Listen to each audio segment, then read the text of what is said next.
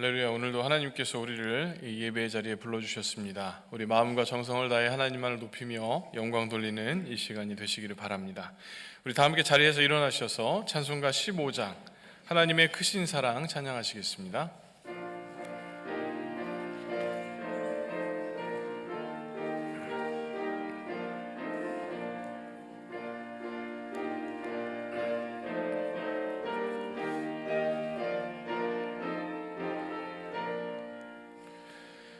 하나님의 크신 사랑 하늘에서 내리사 우리 맘에 항상 계셔 온전하게 하소서. 우리 주는 자비하사 사랑 무한하시니 두려워서 떠는 자를 구원하여 주소서.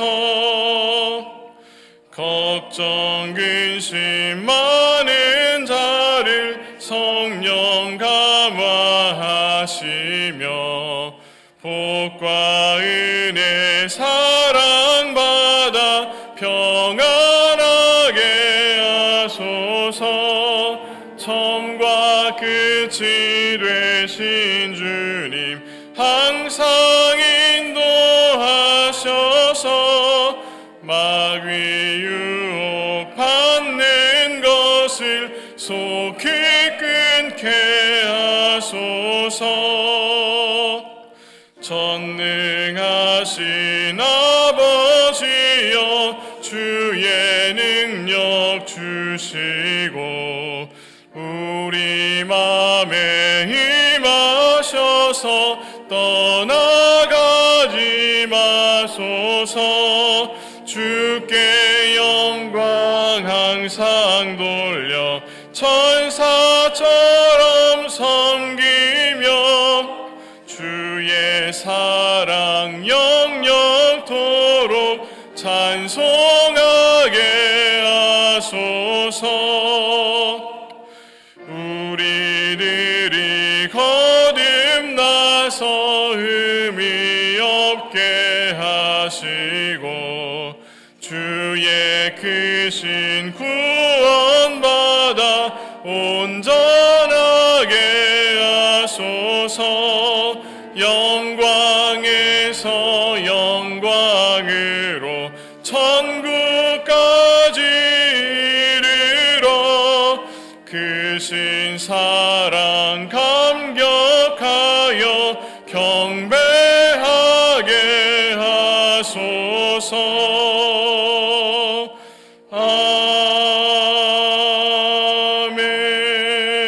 아멘. 온 땅이여 여호와께 즐거운 찬송을 부를지어다.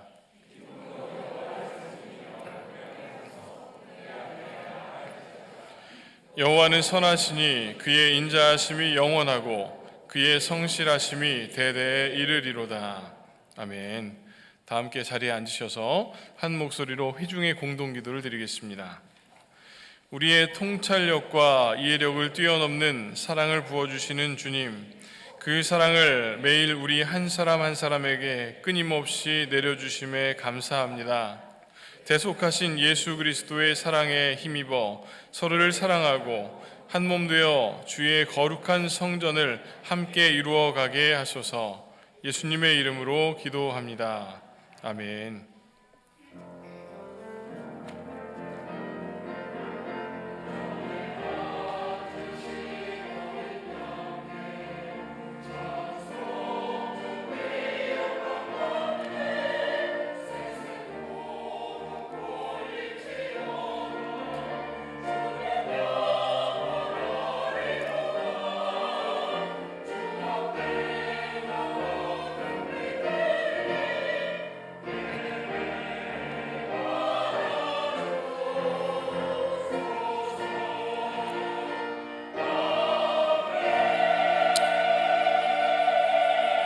사랑과 은혜 하나님, 저희들을 주님의 자녀로 삼으셔서 예배의 자리로 불러주시고 하나님의 이름을 찬양하고 하나님의 임재를 구하게 하시니 감사합니다.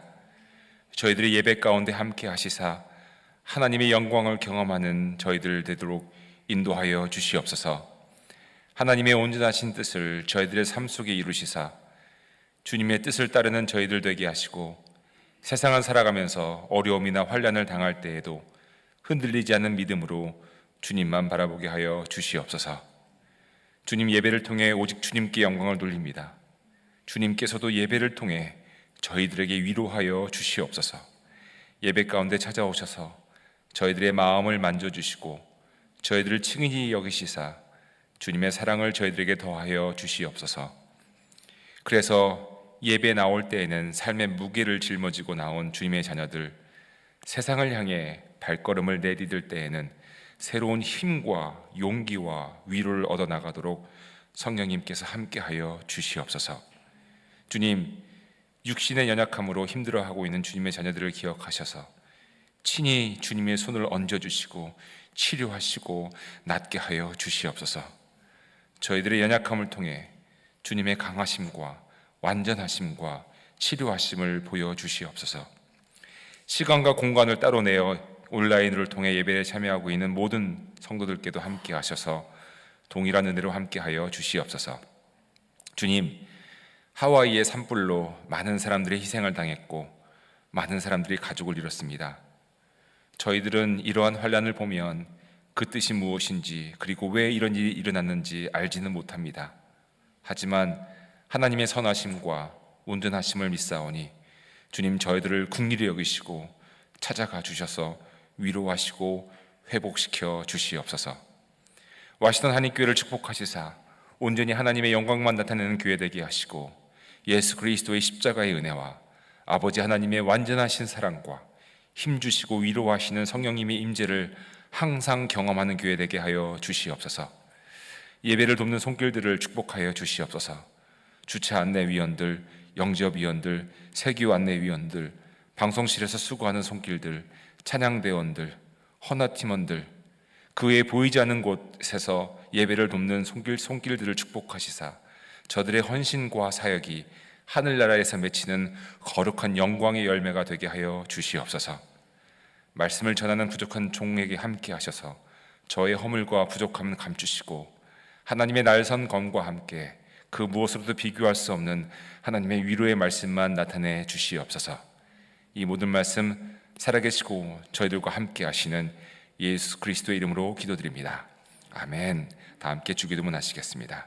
하늘에 계신 우리 아버지여, 이름이 거룩히 여김을 받으시오며 나라가 임하시오며 뜻이 하늘에서 이루어진 것 같이 땅에서도 이루어지이다. 오늘 우리에게 일용할 양식을 주시옵고 우리가 우리에게 죄 지은 자를 사하여 준 것 같이 우리 죄를 사하여 주시옵고 우리를 시험에 들게 하지 마시옵고 다만 악에서 구하시옵소서. 나라와 권세와 영광이 아버지께 영원히 쌓옵나이다. 아멘.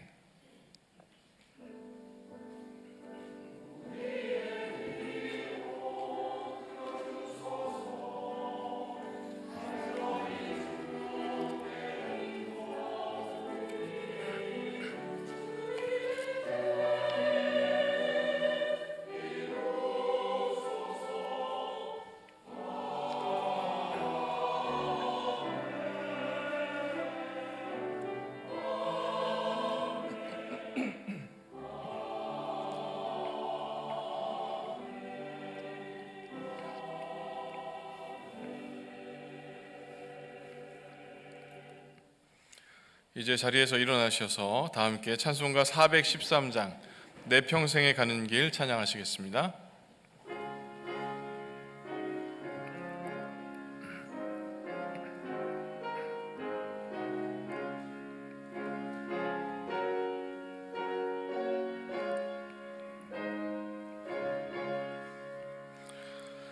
내 평생에 가는 길 순탄하여 늘 잔잔한 강 같든지 큰 풍파로 무섭고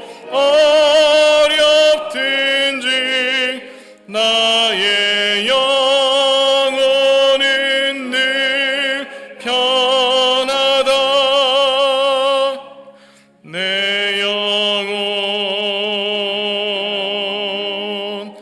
평안해.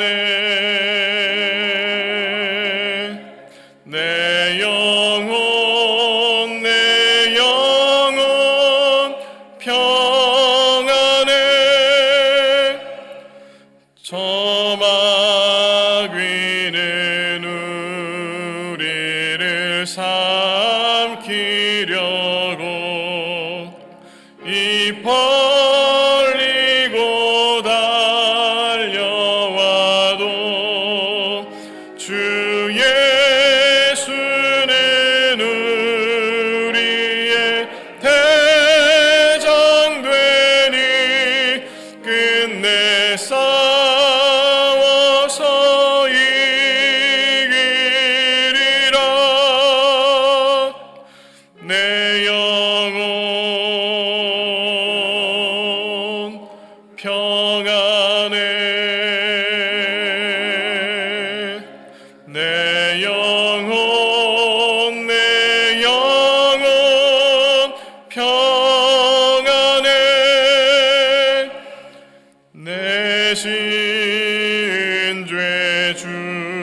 주홍빛 같더라도 주 예수께 달되면 그 십자가 피로써 다시 세사 흰 눈보다 더 정하리라. 내 영혼 평안해. 내 영혼 내 영혼 평안해. 저 공중에 구름이 일어나며 큰 나팔이 울릴 때에 주 오셔서 세상을 심판해도 나의 영혼은 겁없으리. 내 영혼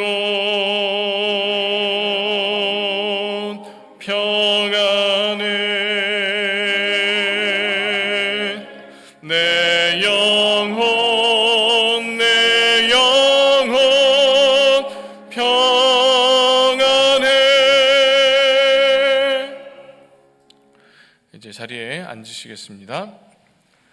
오늘 우리에게 주시는 하나님의 말씀은 누가복음 15장 21절에서 24절까지의 말씀입니다.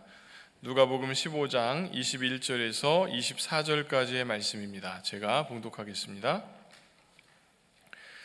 아들이 아버지에게 말하였다. 아버지, 내가 하늘과 아버지 앞에 죄를 지었습니다. 이제부터 나는 아버지의 아들이라고 불릴 자격이 없습니다. 그러나 아버지는 종들에게 말하였다. 어서 가장 좋은 옷을 꺼내서 그에게 입히고 손에 반지를 끼우고 발에 신을 신겨라. 그리고 살진 송아지를 끌어내다가 잡아라. 우리가 먹고 즐기자. 나의 이 아들은 죽었다가 살아났고 내가 잃었다가 되찾았다. 그래서 그들은 잔치를 벌였다. 이는 하나님의 말씀입니다. 아멘.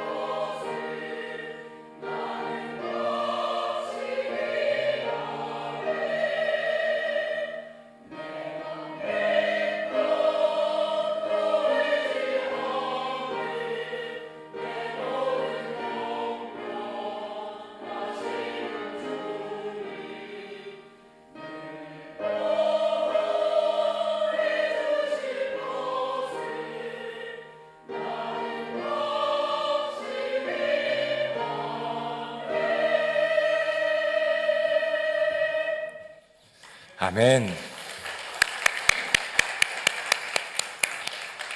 찬양대 귀한 찬양 감사드립니다. 한 주간도 평안하셨습니까? 네. 사실 오늘 말씀을 준비하면서 찬양대에 부탁하고 싶었던 노래가 있었습니다. 그런데 그 노래가 찬송이나 복음성가가 아니라 일반 대중 가요여서 부탁을 자제했었습니다. 아시는 분은 아시라 생각됩니다. 옛날 노래입니다. 한국에 있는 그 해바라기라고 하는 남성 듀엣이 부른 사랑으로라고 하는 노래입니다. 아마 이 노래를 아시는 분들은 좀 이제 연식이 좀 되신 분들이십니다. 옛날 노래인데요.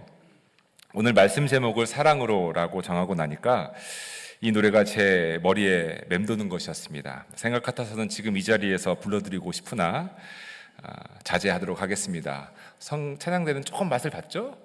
예. 가사는 이렇습니다. 내가 살아가는 동안에 할 일이 또 하나 있지. 바람 부는 벌판에 서 있어도 왜 다들 모른 척 하십니까? 신세대들이신가요? 바람 불판에 서 있어도 나는 외롭지 않아. 중간 생략하고 맨 마지막에 이렇습니다. 영원히 변치 않을 우리들의 사랑으로 어두운 곳에 손을 내밀어 밝혀주리라. 한국에 있을 때 많이 듣고 많이 불렀던 노래 중에 하나입니다. 많은 사람들이 이 노래를 좋아했던 이유는 멜로디도 멜로디이지만 가사 때문인 것 같습니다. 가사는 이 세상을 살면서 해야 할 일이 사랑으로 어두운 곳을 밝혀주는 것이다 라고 말은 하고 있지만 정작 우리 현실에서 그렇게 실천하지 못하는 것에 대한 아쉬움 때문이랄까? 그것 때문에 아마 이 노래를 더 좋아하는 것은 아닌가 생각됩니다. 오늘 말씀의 제목은 사랑으로입니다. 지난 주일에 우리는 사랑은 하나님에게서 난 것입니다 라는 말씀을 나누었습니다. 말씀을 통해 하나님께서 우리 각 한 사람을 천하보다도 귀히 여기시고 사랑하신다는 말씀을 나누었고요. 이렇게 엄청난 사랑을 받고 있는 우리들이기 때문에 그 사랑 때문에 우리도 서로 사랑하는 것이 마땅하다는 말씀을 나누었었습니다. 그리고 사랑의 방법으로 고린도전서에 나오는 말씀, 서로 오래 참고 친절하며 시기하지 않거나 자랑하지 않고 화를 내지 않고 견디고 덮어주는 것으로 그 방법을 이야기했었습니다. 오늘은 지난주 말씀에 이어서 우리가 서로 맺어야 할 그 사랑의 관계가 무엇인지에 대해서 살펴보고자 합니다. 지난주 말씀에 2편이라고 생각하셔도 좋습니다. 우리는 누구나 관계를 맺으며 살고 있습니다. 그리고 그 관계를 통해 우리의 존재를 인정받습니다. 예를 들어서 학교에서는 선생님과 학생이라고 하는 선생님과 제자의 관계가 있습니다. 그렇죠? 가고 싶진 않지만 가끔 가다가 가게 되는 병원에 가게 되면 의사 선생님과 환자라고 하는 관계가 거기에 성립이 됩니다. 그렇죠? 여러분들과의 저는 무슨 관계죠?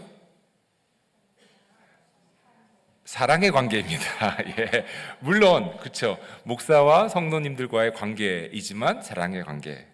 감사합니다. 그렇게 말씀해 주셔서 감사합니다. 저와 저희 아이들 간의 관계는 부자 관계이고요. 이러한 관계 맺기를 통해서 우리는 서로의 존재성을 인정하고 또 인정받고 살고 있습니다. 모든 인간관계에는 특정한 관계성이 이렇게 존재합니다. 우리는 서로 관계를 맺으며 살고 있기 때문에 그렇습니다. 우리와 하나님도 마찬가지입니다.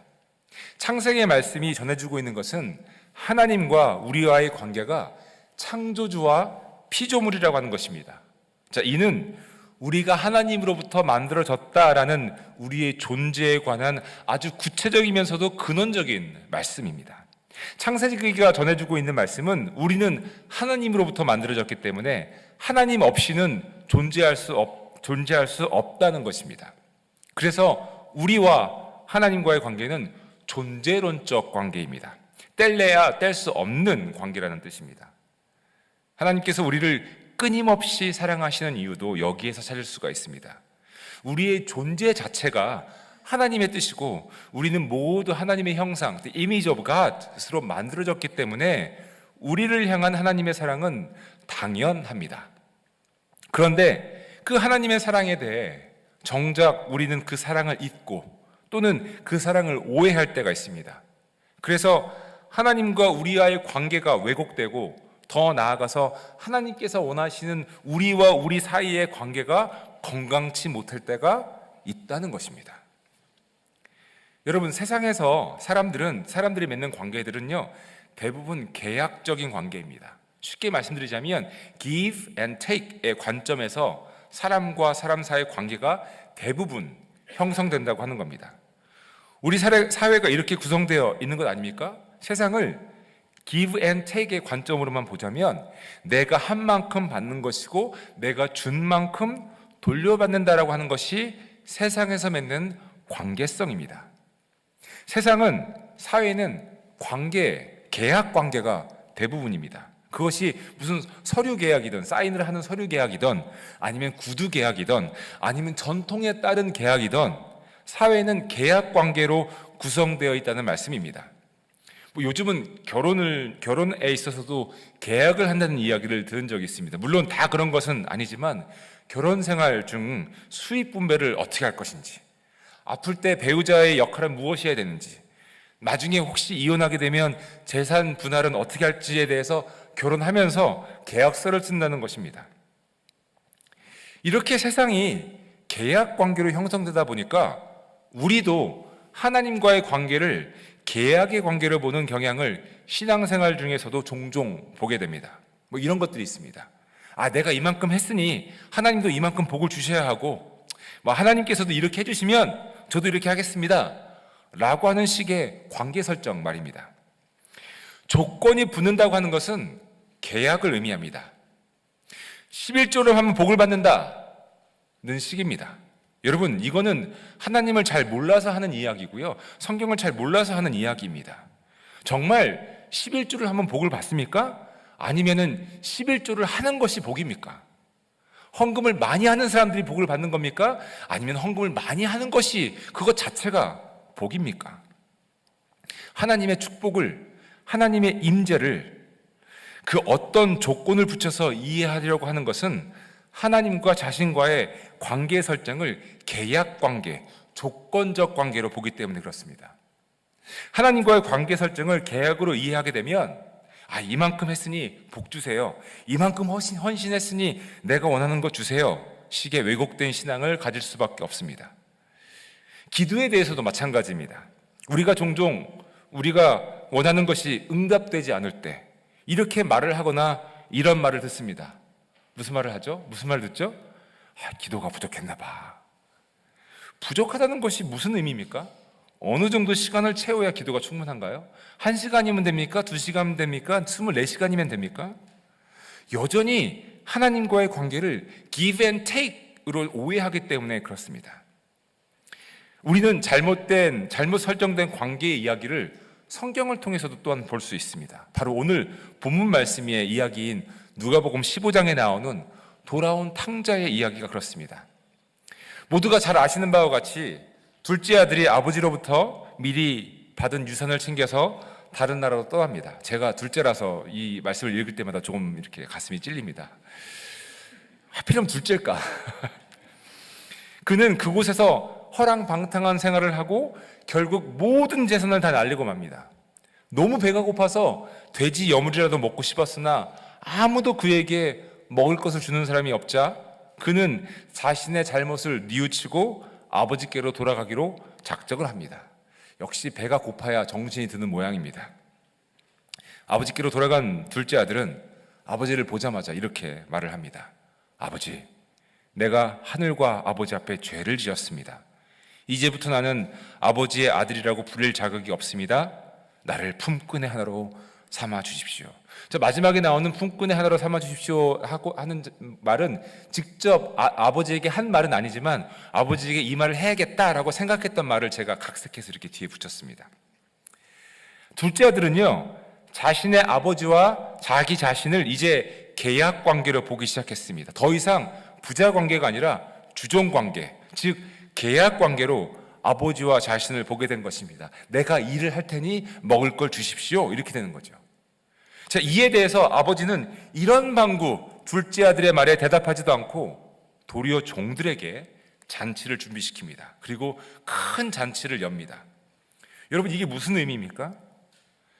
계약 관계가 아니다. 너와 나는 사랑의 관계다 하시는 말씀입니다. 아버지는 돌아온 둘째 아들을 종들 중에 하나로 대할 수가 없었습니다. 주고받는 계약의 관계로 아들을 대할 수가 없었습니다. 왜냐하면 아버지와 아들의 관계는 계약의 관계가 아니라 사랑의 관계이기 때문입니다. 그런데 여러분, 이렇게 계약 관계로 인식했던 사람이 비단 둘째 아들 뿐입니까? 아닙니다. 첫째 아들도 마찬가지였습니다. 우리가 흔히 유산을 둘째 아들만 받은 것으로 오해하는데 성경은 정확하게 첫째 아들도 자신의 동생과 함께 아버지의 유산을 받은 것을 말하고 있습니다. 누가복음 15장 12절 말씀입니다. 작은 아들이 아버지에게 말하기를 아버지, 재산 가운데서 내게 돌아올 몫을 내게 주십시오 하였다. 그래서 아버지는 살림을 누구에게요? 두 아들에게 나누어 주었다. 첫째 아들도 그의 동생처럼 아버지로부터 유산을 미리 받았습니다. 단지 차이점이 있다면 그는 아버지를 떠나지 않고 아버지 집에서 일을 했다는 것입니다. 하지만 그도 아버지와 자신의 관계를 계약의 관계로 오해하고 있었습니다. 그랬기 때문에 동생이 돌아온 것을 기뻐하여 잔치를 베푼 아버지를 이해할 수가 없었습니다. 그는 아버지에게 이렇게 항변을 하죠. 나는 이렇게 여러 해를 두고 아버지를 섬기고 있고 아버지의 명령을 한 번도 어긴 일이 없는데 나에게 친구들과 함께 즐기라고 염소 새끼 한 마리도 주신 일이 없습니다. 여러분, 이 말씀이 무엇을 보여주고 있죠? 첫째 아들은 몸은 아버지와 함께 있었지만 그는 아버지와 자신의 관계를 사랑의 관계가 아닌 계약의 관계로 보았던 것입니다. 아버지와 함께 있으면서도 스스로에게 잔치를 열 만큼 스스로를 위해서 염소 새끼 한 마리 잡을 수 있을 만큼의 자유함이 그에게는 없었습니다. 자신의 동생과 다를 바가 없었습니다. 이렇게 말한 큰아들에게 아버지는 이렇게 대답을 합니다. 얘야, 너는 늘 나와 함께 있으니 내가 가진 모든 것이 다 내 것이다. 조금 각색해서 해석하자면 이렇습니다. 너 도대체 무슨 말을 하는 거니? 내가 너에게 유산을 주지 않았니? 내 것으로 보이는 것이 사실은 다 네 것인데 왜 종처럼 너 자신을 대하니? 돌아온 탕자의 이야기는 둘째 아들 탕자뿐만이 아니라 그의 형인 첫째 아들을 통해서도 우리가 오해하고 왜곡하기 쉬운 하나님과 우리와의 관계를 보여주고 있는 이야기입니다. 하나님은 끊임없이 우리와 사랑의 관계를 맺고 싶어 하십니다. 사랑의 관계에는 조건이나 이유가 붙지 않습니다. 만약 조건이 붙었다면 모든 재산을 탕진하고 돌아온 그 둘째 아들은 종처럼 아버지 밑에서 일을 했어야 됩니다. 그리고 그 둘째 아들을 아버지가 불쌍히 여길 이유도 없습니다. 그런데 보십시오. 성경에 어떻게 되어 있습니까? 아버지는 멀리서 둘째 아들이 돌아오는 것을 보고 그를 불쌍히 여겼습니다. 성경은 측은히 여겨서 달려가 그의 목을 껴안고 입을 맞추었다라고 기록하고 있습니다. 측은히 여겼다라고 하는 말은 계약이 아니라 사랑입니다. 예전에 제가 이해하지 못했던 분이 한 분 계셨습니다. 그분은 무슨 일을 하든 상대방의 감정을 고려하지 않고 막 일을 밀어붙이는 분이셨습니다. 저는 그분과 함께 일을 하는 것이 편치가 않았었습니다. 그러던 어느 날 아주 우연히 그분이 살아온 날들에 대한 이야기를 들었습니다. 어렸을 때부터 힘들게 살아온 이야기, 친척집을 전전해가며 동생들을 데리고 눈칫밥을 먹을 수밖에 없었던 삶의 환경, 그리고 자수성가해야만 동생들을 먹여 살릴 수 있었다라고 하는 이야기를 들으면서 그분이 조금은 이해가 되기 시작했습니다. 그리고 그분을 뵐 때면 불편함이 아니라 측은한 마음이 들기 시작했습니다. 불쌍하다는 의미가 결코 아닙니다. 측은함이란 애틋함이고 동감이고 이해의 마음입니다. 그분을 잘 몰랐을 때 저는 그분과의 관계를 계약적으로만 생각했던 것 같습니다. 내가 이만큼 했으면 저분도 좀 이렇게 일을 해줘야지. 왜 도대체 안 하는 거야? 도대체 내가 그 얘기를 했는데 그 전에 왜 내 생각은 존중 안 해주는 거야? 왜 이렇게 나를 힘들게 해? 하지만 그분의 인생의 이야기를 들은 후 계약적 생각이 측은함과 존중의 생각으로 바뀌게 되었습니다. 물론 그 후로도 그분의 태도가 달라진 건 아닙니다. 하지만 제가 그분을 대하는 태도가 달라졌습니다. 비판이 아니라 이해로, 존중으로, 그리고 사랑으로 조금 바뀌게 된 것입니다. 여러분, 측은함이라는 것이 그런 것 아니겠습니까? 제가 질문을 드릴 테니까 한번 대답을 해보십시오. 속으로 대답하시면 됩니다. 가정에서 여러분들의 남편을 볼 때 아내분들은 측은함을 느끼십니까? 이렇게 꾹 찌르지 마시고요. 예. 아니, 남편분들께 여쭙겠습니다. 아내를 볼 때 측은함을 느끼십니까? 힘겹게 공부하고 있는 자녀들을 보면 애틋하고 측은하십니까? 아니면 혹시 나도 모르게 내 기대에 못 미치는 것 같아서 답답하게 보이십니까? 혹시 사랑으로 맺어야 될 관계여야 하는데 계약적 관계로 오해하고 있는 것은 아닙니까? 내가 요리했으니 당신이 설거지해, 내가 쓸었으니 당신이 닦아, 이런 계약적 관계 말입니다. 혹시 부부간에 그럴 수가 있겠죠? 예. 그렇습니까? 정말 그런가요? 복음에는요, 여러분, 복음에는 인과관계가 성립되지 않습니다. 복음은 세상적인 관점으로 이해가 되는 것이 아니에요. 복음에는 이유와 결과가 없다는 말씀입니다. 이렇게 말씀드리면 오해하실 수도 있겠습니다만 사실 복음은 그렇습니다. 하나님이 왜 우리를 사랑하시고 왜 우리를 구원하시는지에 대한 이유가 우리에게는 없다는 말씀입니다. 우리가 사랑받을 만한 어떤 것을 한 것이 있나요? 우리가 구원받을 만한 어떤 일을 행한 것이 있나요? 불교 용어를 빌리자면 인과응보, 즉 죄를 지은 사람이 죄값을 치른다고 하는 것이 복음에는 없습니다. 만약 우리가 믿는 복음에 죄 지은 사람이 죄값을 치른다고 한다면 누가 구원을 받을 수가 있고 누가 죄로부터 자유로울 수가 있겠습니까? 복음은 우리에게 이러한 계약적 관계를 요구하지 않습니다. 죄를 지었으니 죄값을 치러라, 이런 계약적 관계를 복음은 우리에게 요구하지 않습니다. 왜냐하면 죄를 지은 사람이 죄값을 받은 것이 아니라 죄를 짓지 않은 분이 우리를 대신해서 그 값을 치르셨기 때문입니다. 그분이 누구시죠? 예수 그리스도이십니다. 아멘.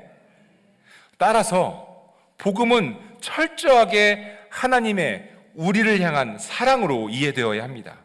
복음에는 우리를 향하신 하나님의 사랑만이 있습니다.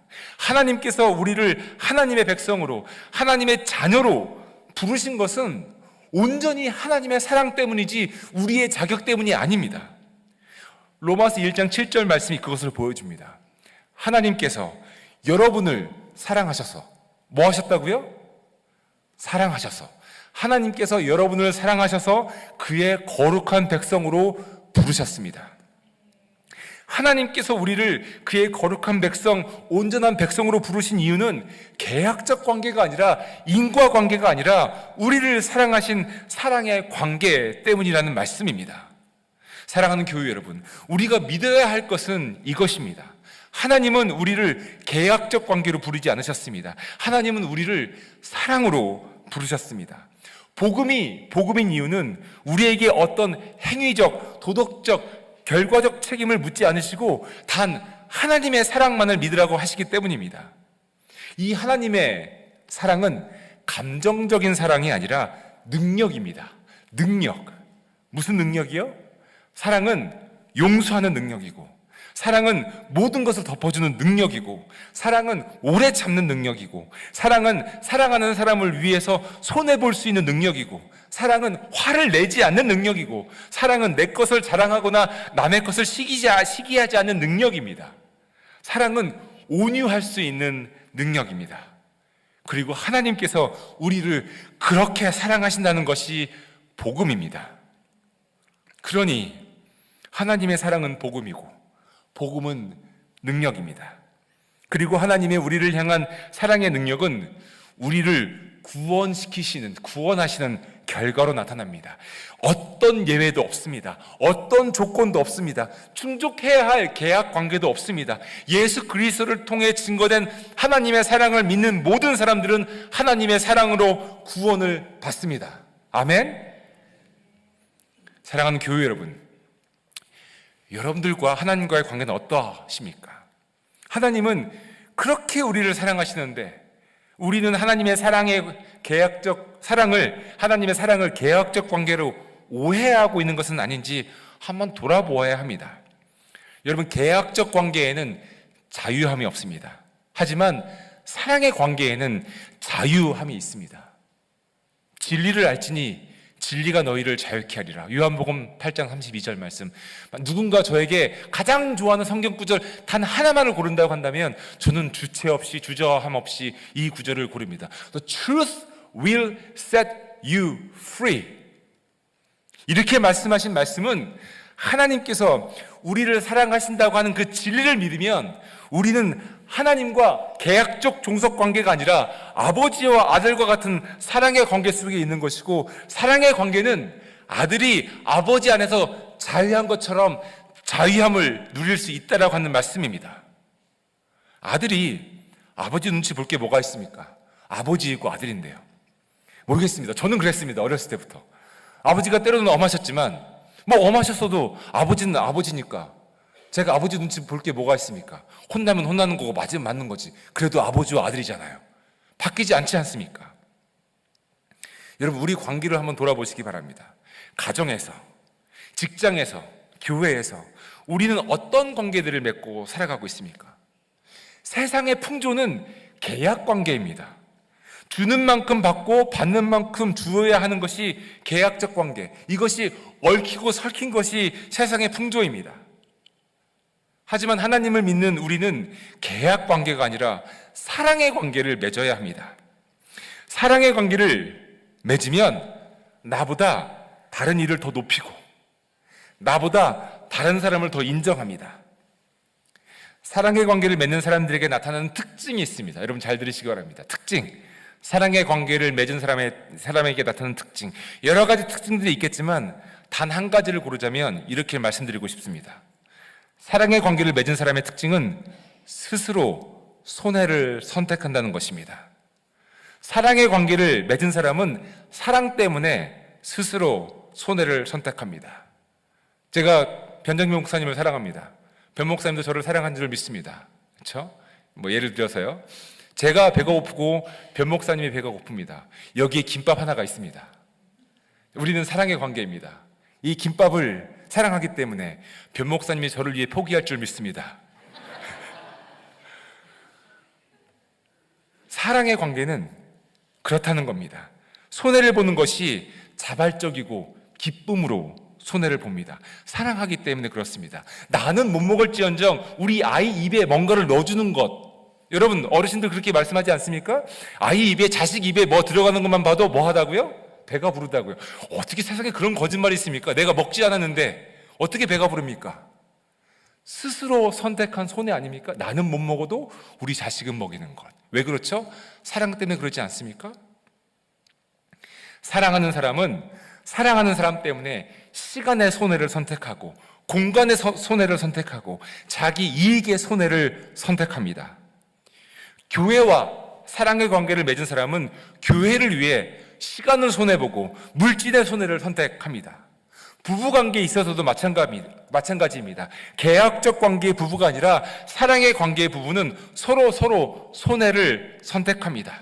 내가 이번에 이거 했으니 지난번에 이거 했으니 이번엔 당신 이거 하세요. 이런 게 아니라는 겁니다. 누가 하던 사랑하는 사람은 사랑하는 사람 때문에 손해를 선택합니다. 이 사람 때문에 기꺼이 시간과 공간과 물질의 손해를 선택합니다. 하나님을 사랑하는 사람은 하나님 때문에 손해를 선택합니다. 그런데 여러분, 그것이 정말 손해입니까? 아니죠. 그것은 손해가 아니라 은혜이고 사랑입니다. 하나님께서 우리를 사랑하셔서 자신의 아들을 보내셔서 십자가에 달려 돌아가시게 한 것은 하나님의 자발적인 손해이지만 그 손해가 사랑이고 그 사랑이 우리를 구원하시는 구원의 능력인 것입니다. 이와 같이 우리도 사랑으로 서로가 서로에게 관계를 맺어야 합니다. 계약이 아니라 사랑으로 말입니다. 이제 말씀을 정리하고자 합니다. 우리는 사랑으로 다른 사람들을 높이고 세워야 합니다. 우리는 사랑으로 서로를 인정해야 합니다. 하나님은 계약이 아닌 사랑으로 우리를 대하십니다. 그러니 우리도 서로에게 사랑의 관계로 대해야 합니다. 어떻게 해요? 질 수 있는 능력, 손해볼 수 있는 능력, 합리성보다는 사람의 마음을 살피는 능력, 그 능력은 사랑으로 가능합니다. 하나님과의 사랑의 관계는 우리들이 서로 사랑의 관계를 맺을 때 또한 가능하죠. 사랑하는 교유 여러분, 손해보십시오. 아니, 억지로 손해보라고 드리는 말씀이 아닙니다. 억지로 손해볼 것 같으면 제가 나쁜 사람이죠. 손해보십시오라고 하는 말씀은 뭐냐면, 여러분 사랑의 관계를 맺으십시오라고 하는 말씀입니다. 여러분 기꺼이 손해를 선택하십시오. 기꺼이 내 시간적 손해를 선택하시고 공간적 손해를 선택하시고 내 이익의 손해를 선택하십시오. 때로는 내 재정적, 금전적 손해 또한 선택하십시오. 이것이 사랑의 관계를 위한 것이라면 당연히 손해를 선택하십시오. 그 손해는 진짜 손해가 아니고 사랑이고, 그 사랑은 우리를 구원하는 하나님의 구원의 능력이기 때문에 그렇습니다. 이 사랑의 능력이 경험되는 우리의 인생 되기를 원합니다. 사랑으로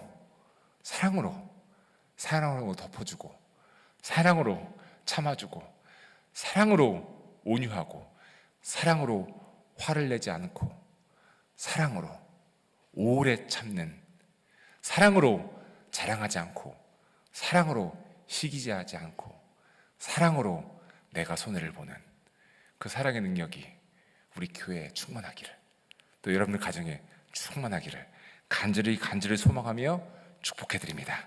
함께 기도하겠습니다. 이 시간 말씀을 기억하면서 우리 통성으로 결단하며 기도했으면 좋겠습니다. 우리가 혹시 둘째 아들, 첫째 아들 같지는 않았는지, 하나님과 그런 계약적 관계를 생각하고 있었던 건 아닌지, 온전히 하나님과 사랑의 관계를 맺을 수 있도록 여러분 결단하시고요. 또 우리의 삶 가운데서도 사랑의 관계를 맺을 수 있도록 사랑의 은사를 달라고 또 하나님께 기도로 간구하겠습니다. 이 시간 함께 기도하겠습니다.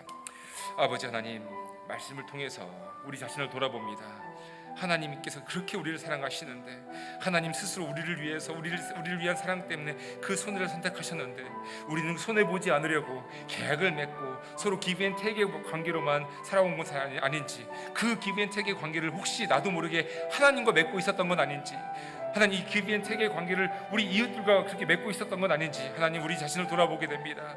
하나님 그런 계약적 관계가 아니라 진정한 사랑으로 관계를 맺을 수 있도록 도와주시옵시고, 그 사랑 때문에 스스로 손해를 선택할 수 있는 우리가 되게 하여 주시옵시고, 그 사랑의 능력을 경험하는 우리가 되게 하여 주시옵소서. 사랑 때문에 용서하고, 사랑 때문에 오래 참고, 사랑 때문에 덮어주고, 사랑 때문에 온유하고, 사랑 때문에 화내지 않는 그 능력 가운데 거할 수 있도록 사랑의 은사를 저희들에게 허락하여 주시옵시고, 그 사랑 때문에 살아가는 저희들의 복된 인생 되도록 주님 인도하여 주시옵소서. 아버지, 그렇습니다. 주님, 우리가 주님으로부터 그렇게 어마어마한 사랑을 받고 있는데, 하나님께서 그렇게 저희들과 함께 사랑의 관계를 맺고 있는데, 하나님 저희들 그 사랑을 오해해서 하나님과 기브앤테이크의 관계로 맺고 있었던 것은 아닌지 저희들 자신들을 돌아봅니다. 또 우리가 서로 사랑했어야 되는데 사랑의 관계가 아니라 계약적 관계로 우리가 서로 관계를 맺고 살았던 건 아닌지 우리 자신을 돌아봅니다. 하나님, 저희들이 첫째 아들, 둘째 아들 같았다면 이 시간 저희들 용서하시고 온전히 하나님과의 사랑의 관계 때문에 우리의 인생 속에 진정한 자유함을 누릴 수 있도록 하나님 그렇게 인도하여 주시옵소서. 스스로 손해를 선택할 수 있는 능력, 스스로 질 수 있는 능력, 스스로 시간과 공간과 이익의 손해를 선택할 수 있는 그 사랑의 능력을 허락하시사 우리의 삶 가운데 구원의 능력, 사랑의 능력이 증거되게 하여 주시옵소서. 예수님의 이름으로 기도드립니다. 아멘.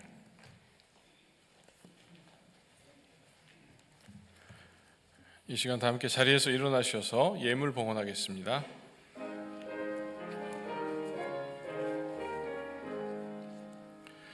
만복의 근원 하나님,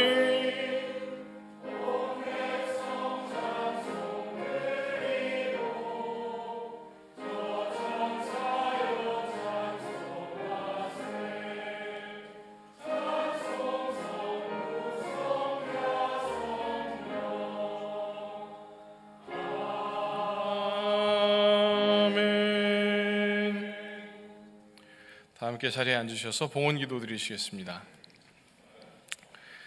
하나님, 늘 우리를 지키고 보호하시는 하나님의 놀라우신 은혜와 사랑, 또한 우리를 구원하시고 우리와 동행하시는 주님의 은혜에 감사하며 그 사랑을 기억하며 오늘도 예배하며 주님께 나아갑니다.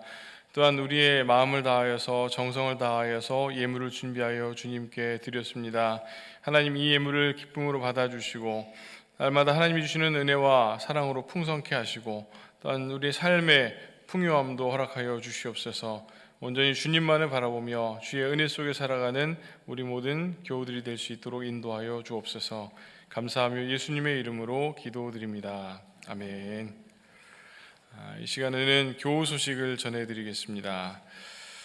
우리 주보에 보시면 삽지로 나아간 종이가 한 장 있는데 이것은 뭐냐면 우리 버지니아 연회 보고 내용입니다. 우리 지난 6월 달에 있었던 버지니아 연회의 내용들을 정리를 해서 여러분들에게 이렇게 나누어 드렸는데 보시고 참고하시면 되겠습니다.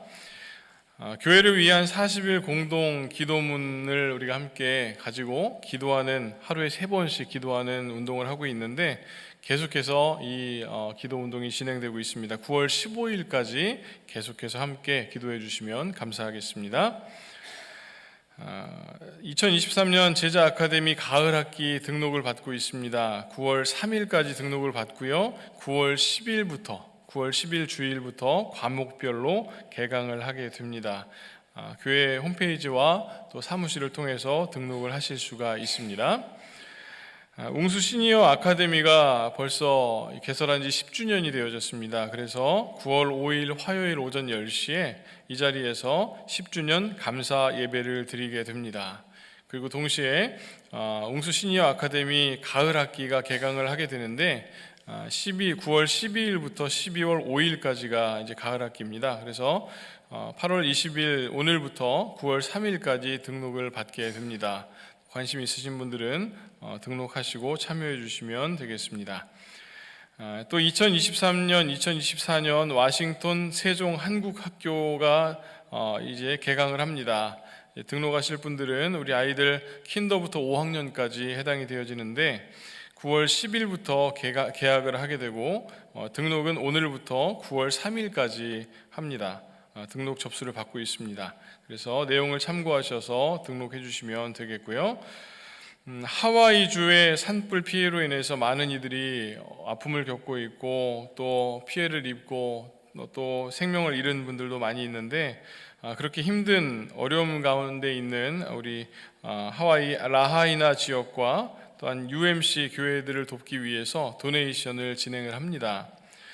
그리고 기금 중에 일부는 새학년을 앞두고 페어팩스 카운티 급식 지원 프로그램에 헌금할 예정입니다. 도네이션 하시고 싶으신 분들은 체크 메모란에 킹덤 키즈 미션 펀드라고 적어주시고 8월 27일 다음 주일 교사 임명 및 진금 예배에서 헌금해 주시면 감사하겠습니다. 또 지난주에 우리가 광고 말씀을 드렸는데 주차장 포장 공사를 하겠다고 광고를 해드렸는데 스케줄이 연기가 되어져서 한 10월쯤에 다시 진행을 할 예정입니다. 자세한 내용은 주보를 통해서 다시 안내해 드리도록 하겠습니다. 오늘 점심 식사는 오메가 유스 그룹의 어머니들께서, 부모님들께서 이삭 토스트를 맛있게 만들어서 판매를 하고 있습니다. 또 예배 끝나고 가시면서 함께 드시고 교제하시면 되겠는데 수익금은 오메가 미션 펀드로 선교지와 이웃들을 위해서 쓰여질 예정입니다. 참고해 주시기 바랍니다. 이 시간 이제 함께 일어나셔서 찬양하시고 또 축도로 예배를 마칠 텐데 우리 다 함께 일어나셔서 옆에 분들에게 이렇게 인사하겠습니다. 제가 사랑으로 살겠습니다. 사랑으로 살겠습니다. 사랑으로 삽시다. 살아계신 주님을 바라봅시다. 네, 이제 결단하는 마음으로 찬송가 528장 예수가 우리를 부르는 소리 찬양하신 후에 김유진 목사님 축도로 예배를 마치겠습니다.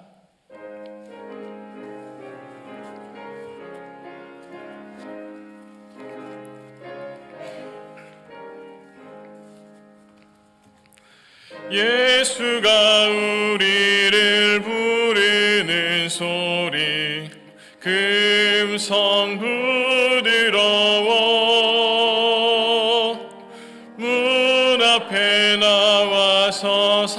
화면을 보며 우리를 기다리네. 오라 오라 방황치 말고 오라. 죄 있는 자들아 이리로 오라.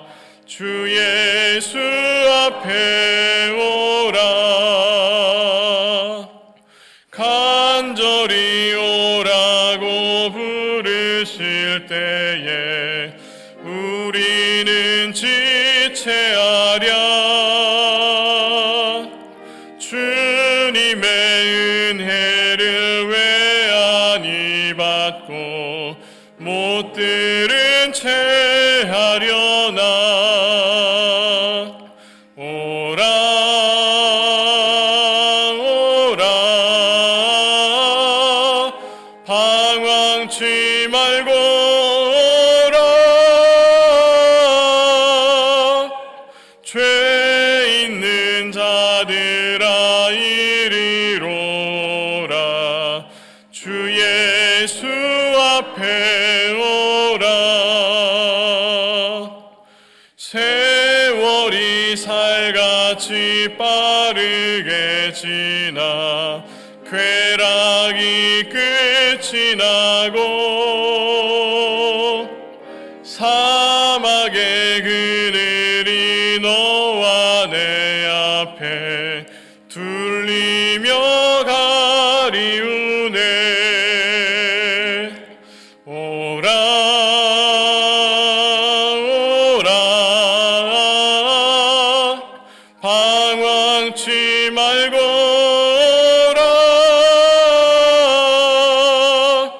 죄 있는 자들아 이리로 오라.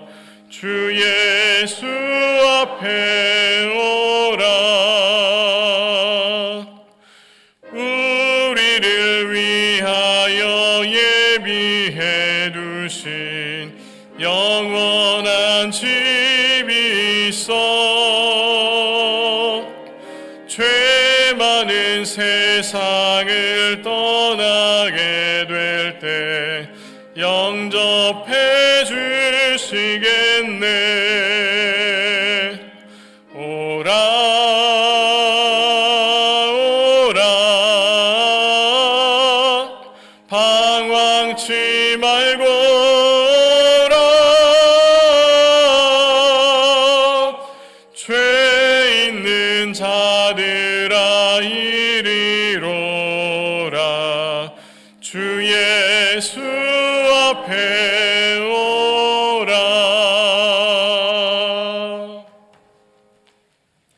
기도하시겠습니다. 하나님, 하나님의 사랑에 너무나도 깊은 감사를 드립니다. 그 사랑을 잊지 않도록 하나님 저희들 도와주시옵소서. 하나님과 그 어떤 조건적인 계약도 맺지 않게 하시고 그저 저희들 하나님의 사랑 안에 거하게 하시고 하나님을 충분히 진실되게 사랑할 수 있도록 성령님 그렇게 인도하여 주시옵소서. 진정한 사랑의 관계를 하나님과 먼저 경험할 수 있도록 도와주시옵시고 또 우리 가정에서 우리 이웃들과 또 우리 교회에서 진정한 사랑의 관계를 맺을 수 있도록 사랑의 영이신 성령님께서 함께하여 주시옵소서. 이제는 우리 주 예수 그리스도의 은혜와 우리 아버지 하나님의 무한하신 사랑과 성령님의 함께하심과 교통하심이 하나님과 사랑의 관계를 맺겠습니다. 우리 가정과 이웃과 우리 교회에서 사랑의 관계를 맺겠습니다. 결단하며 돌아가는 주님의 사랑하는 자녀들을 위해 저들의 가정과 저들의 직장과 사업과 자녀와 자손들 위해 이제로부터 영원토록 함께 하시기를 간절히 축원하옵나이다.